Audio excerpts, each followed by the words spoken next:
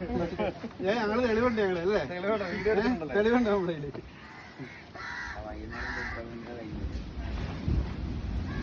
ചേട്ടനെ ആലപ്പുഴയ്ക്ക് പോയിട്ട് വരുന്ന വഴിയേ നിങ്ങൾ കാണാൻ പറ്റില്ല മാനേജ്മെന്റ് ഫണ്ടുണ്ട്. ഈ ഡിസാസ്റ്റർ വരുന്നതിന് മുമ്പ് ഇത് പരിഹരിക്കാൻ വേണ്ടിയിട്ടാണ് ആ ഫണ്ട്.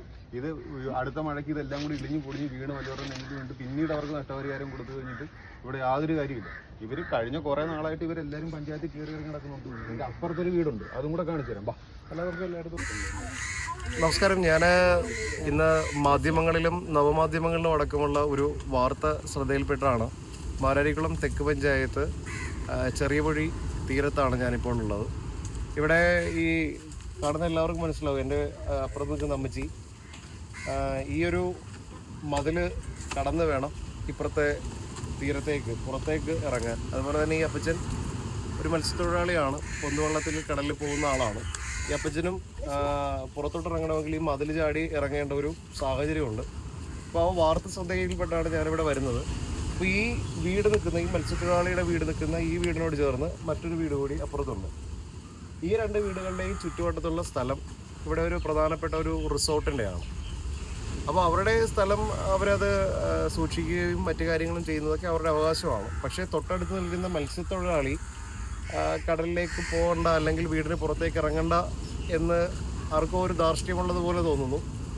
ആ ധാർഷ്ട്യത്തിൻ്റെ ഒരു മതിലാണ് ഇപ്പോൾ നമ്മളിവിടെ കാണുന്നത്, അല്ലേ വിട്ടുകേട്ടെ? അതെ.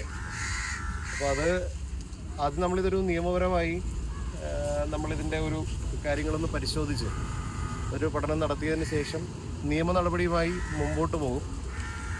പിന്നെ നിയമത്തിൻ്റെ നൂലാമാലകൾപ്പെട്ട് ഇനിയും ഒരുപാട് തടസ്സങ്ങൾ ഇതിനകത്തുണ്ടെങ്കിൽ മറ്റ് പല കാര്യങ്ങളും, മാനുഷികപരമായ പല കാര്യങ്ങളും നമുക്കിതിൽ ചെയ്യേണ്ടി വരും. അടിസ്ഥാനപരമായ ഏറ്റവും പ്രധാനപ്പെട്ടൊരു കാര്യം, മത്സ്യത്തൊഴിലാളിയുടെ സഞ്ചാര സ്വാതന്ത്ര്യവും കടലിൽ പോയി പണിയെടുത്ത് ജീവിക്കുവാനുള്ള സ്വാതന്ത്ര്യവും അതൊരു മൗലിക അവകാശമാണ്. അതെല്ലാവരുടെയും അവകാശമാണ്. അത് ലംഘിക്കുന്ന ആരാണെങ്കിലും അവർക്ക് എന്തൊക്കെ സ്വാധീനമുണ്ടെങ്കിലും അതിനെ നേരിടാൻ പ്രതിജ്ഞാബദ്ധമായി നമ്മളുണ്ടാവും. ഈ രണ്ട് കുടുംബങ്ങളിലെ ബുദ്ധിമുട്ടാണ് പ്രധാനമായും ഇവിടെ മനസ്സിലാക്കിയത്. ഇതിനേക്കാൾ വലിയ ഗുരുതരമായ പല പ്രതിസന്ധികളും തീരദേശത്തുണ്ട്. അത് പഠിച്ച് അത് പരിഹരിച്ച് ഈ പാവപ്പെട്ട മത്സ്യത്തൊഴിലാളി സമൂഹത്തെ കൃത്യമായി സംരക്ഷിക്കേണ്ട ഒരു ഉത്തരവാദിത്വം വരുന്ന ഗവൺമെൻറ്റിനുണ്ട്. ആ ഗവൺമെൻറ് അത് നന്നായി ചെയ്യും. അതിന് വേണ്ട ഇടപെടലുകൾ നമ്മൾ നടത്തും. അതിന് തദ്ദേശ സ്ഥാപനത്തെയും ഇവിടുത്തെ ആദരണീയരായ എല്ലാ ജനപ്രതിനിധികളെയും കൂട്ടിയോജിപ്പിച്ചുകൊണ്ട് മുമ്പോട്ട് പോകും. ഇന്ന് ആദ്യത്തെ ഒരു സന്ദർശനം എന്ന നിലയിൽ വളരെ പെട്ടെന്ന് വാർത്ത കണ്ട് ഇവിടെ എത്തിയതാണ്. അതിനുശേഷം ഇവിടുത്തെ പഞ്ചായത്ത് മെമ്പറോടും തദ്ദേശ സ്ഥാപനത്തിലെ ഉദ്യോഗസ്ഥരോടും ഒക്കെ ആലോചിച്ചതിന് ശേഷം നമുക്കൊരു നടപടിയിലേക്ക് പോകാമെന്നാണ് വിചാരിക്കുന്നത്.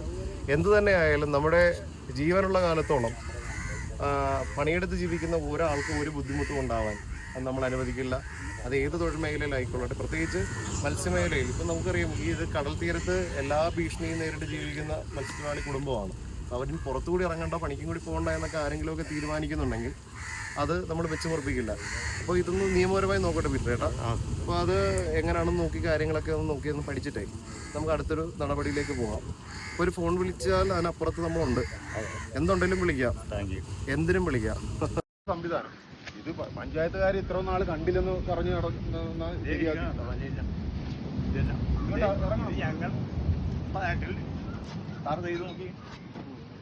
റോഡ് വന്ന മൈക്കിൾ ജാക്സന്റെ എയറോപ്പിൽ ഞങ്ങൾ റോഡ് ഉപരോധിച്ചതാണ്.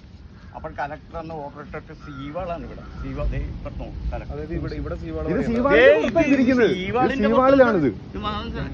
കല്ല് കെട്ടാൻ പറ്റുന്നില്ല, കീഴ്പോട്ട് താത്തിയിട്ടില്ല. ഈ സീവാളും ഈ പുലിമുട്ടും വന്നത് മത്സ്യത്തൊഴിലാളികളെ ജനങ്ങൾ സമരം ചെയ്തിട്ടാണ്. അത് മത്സ്യത്തൊഴിലാളികളുടെ കുടുംബങ്ങളെ സംരക്ഷിക്കാൻ വേണ്ടിയാണ്, അല്ലാതെ റിസോർട്ട് സംരക്ഷിക്കാൻ വേണ്ടിയല്ല. ഈ പുലിമുട്ടും ഇത് വന്നത് മത്സ്യത്തൊഴിലാളികൾ സമരം ചെയ്തിട്ട് അധികാരികളുടെ ശ്രദ്ധയിൽപ്പെടുത്തിയിട്ടാണ്. പക്ഷെ അത് റിസോർട്ടിനെ സംരക്ഷിക്കാനായിട്ട് മാറ്റുമ്പോഴത്തേക്കും അത് നമുക്ക് ഒരു കാരണവശാലും അംഗീകരിക്കാൻ പറ്റും. മത്സ്യത്തൊഴിലാളിക്ക് സുഗമമായിട്ട് എന്തടിസ്ഥാനത്തിൽ ഇത് കെട്ടാൻ പറ്റുന്നത്? അതാണ് അവർ കൊല്ലങ്ങളായിട്ട് പഞ്ചായത്തിനോട് ചോദിക്കുന്നത്. ഈ പഞ്ചായത്ത് വന്നിട്ട് ഒറ്റ പേപ്പറെ നടപടി എടുക്കാവുന്നേ ഉള്ളത്. ഇതെങ്ങനെ ഇത് ഇടിച്ചു പൊളിച്ച് കളയണമെന്ന് ഞാൻ പറഞ്ഞു. കലക്ടർ ഓർഡർ ഇട്ടിട്ടാണ് പിന്നെ സീവാൾ അടിച്ചത്. കണ്ടോ ഈ സീവാളിന്റെ ബാക്കി സീവാളിന്റെ പുറത്താണെന്ന് കാണിച്ചു തരാം. ഇതേമാതിരിയുള്ള കല്ല് ഇതിന് താഴോട്ടോട്ടുണ്ട്. ഇതേമാതിരി അപ്പുറത്താക്കി എത്തിക്കുന്നിടത്ത് വന്നാൽ കറക്റ്റായിട്ട്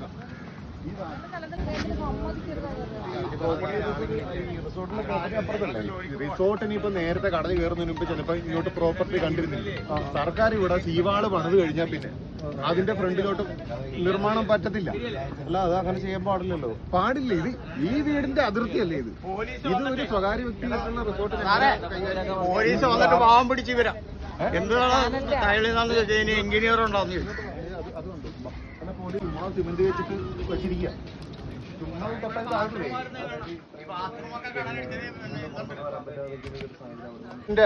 ടോയ്ലറ്റിന്റെ അടുത്ത് എത്ര ദൂരം വ്യത്യാസം ഉണ്ടെന്ന് നോക്കി. ഇങ്ങനെ എവിടെയെങ്കിലും പണിത് വെക്കാൻ പറ്റും?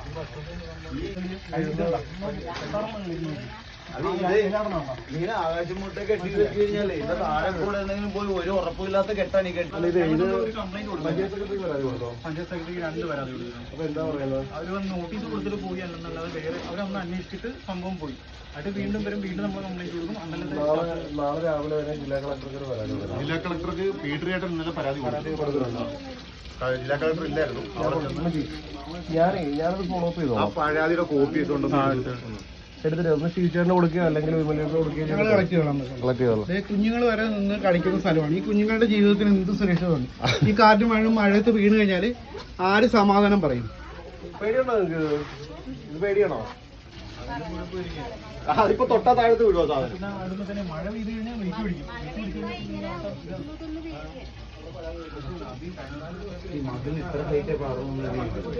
ഇപ്പം അവൻ എത്ര ഹൈറ്റ് വേണേ വെച്ചോട്ടെ ഏട്ടാ. കഴിഞ്ഞ ദിവസം ഓമനപ്പുഴ എന്ന മത്സ്യ തൊഴിലാളികളുടെ ഗ്രാമത്തിൽ ഉണ്ടായ ഒരു പ്രശ്നത്തിൽ ഞാനും ശ്രീമാൻ ഷിജു വിശ്വനാഥും അനീഷും ഒക്കെ ചേർന്ന് ഇടപെടുകയുണ്ടായി. ഞങ്ങൾ ഇടപെടുന്ന ഇത്തരം വീഡിയോകൾ ജനോപകാരപ്രദമാകണം എന്ന് കരുതി തന്നെയാണ് ഇതിനകത്ത് ഇടപെടുന്നത്. ഈ വിഷയത്തിൽ നിയുക്ത MLA AD തോമസ് അടിയന്തരമായി ഇടപെടുകയും അതിനൊരു ഫലപ്രാപ്തി ഉണ്ടാക്കി തരികയും ചെയ്യും എന്ന് പറയുന്നത് വളരെ സന്തോഷകരമാണ്. ഇതാണ് ഞങ്ങൾക്ക് കിട്ടുന്ന പ്രതിഫലം.